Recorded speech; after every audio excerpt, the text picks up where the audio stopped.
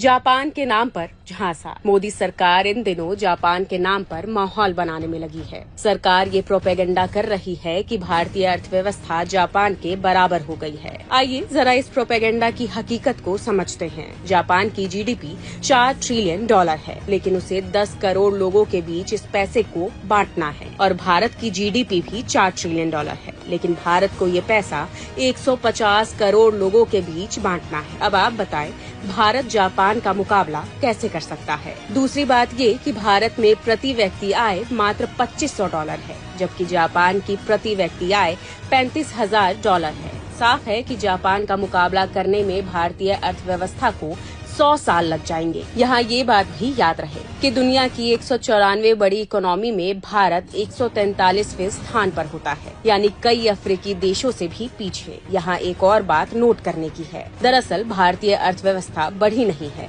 बल्कि जापान में ageing population के कारण आर्थिक ग्रोथ रुक गया है। एक और अहम बात ये है कि भारत का 4 ट्रिलियन डॉलर आम जनता के पास नहीं है। मोदी सरकार में भारत के 1% पूंजीवादी देश के 40% संसाधनों पर कब्जा जमाए बैठे हैं। भारत के 13 करोड़ लोग अत्यंत गरीबी में जी रहे हैं। देश के 20 करोड़ लोग हर रोज भूखे पेट सोने को मजबूर हैं।